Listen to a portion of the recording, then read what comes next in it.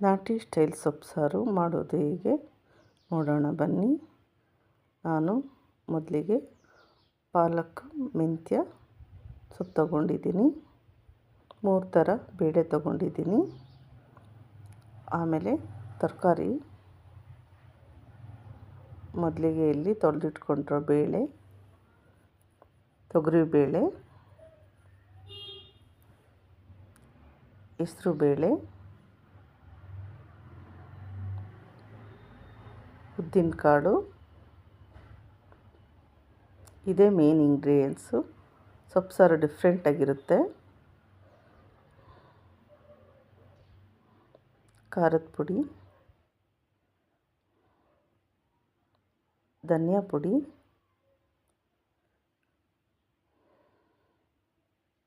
ರುಚಿಗೆ ತಕ್ಕಷ್ಟು ಉಪ್ಪು, ಅರಿಶಿಣ,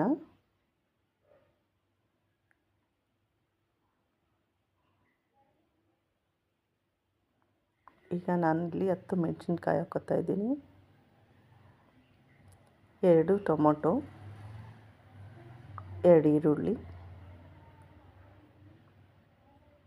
2 ಗೆಡ್ಡೆ ಬೆಳ್ಳುಳ್ಳಿ, ಬದನೆಕಾಯಿ, ಆಲೂಗೆಡ್ಡೆ, ಈಗ ಚೆನ್ನಾಗಿ ತೊಳೆದಿಟ್ಕೊಂಡ್ರೆ ಸೊಪ್ಪು,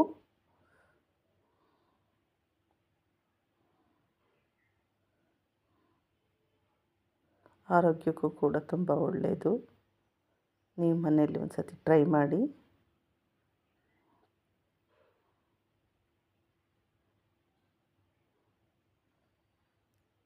ಇಲ್ಲಿ ನಾನು ಸ್ವಲ್ಪನೇ ನೀರು ಹಾಕೋತಾ ಇದ್ದೀನಿ.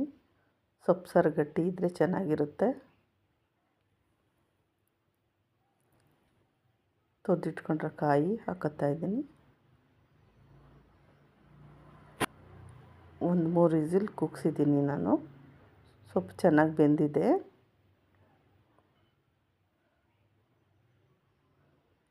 ಈಗ ಚೆನ್ನಾಗಿ ಆಲೂಗೆಡ್ಡೆ, ಬದನೆಕಾಯಿ, ಟೊಮೊಟೊ ಸ್ಮ್ಯಾಶ್ ಆಗಬೇಕು. ಚೆನ್ನಾಗಿ ಸ್ಮ್ಯಾಶ್ ಆಗೋ ರೀತಿ ನೀವು ಚೆನ್ನಾಗಿ ಮಸ್ಕೊಳ್ಳಿ.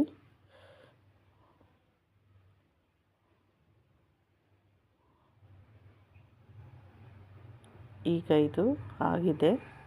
ಇಲ್ಲಿ ಒಗ್ಗರಣೆ ಹಾಕೋತಾ ಇದ್ದೀನಿ. ಎಣ್ಣೆ,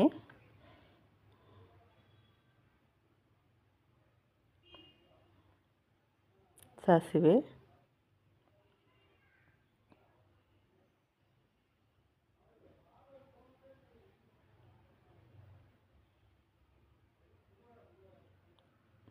ಬೆಳ್ಳುಳ್ಳಿ ಜಜ್ಜಿಟ್ಕೊಂಡಿರೋದು, ಕರ್ಬೇವಿನ ಸೊಪ್ಪು, ಈರುಳ್ಳಿ ಚೆನ್ನಾಗಿ ಕೆಂಪಗಾಗೋವರೆಗೂ ಹುರ್ಕೋಬೇಕು.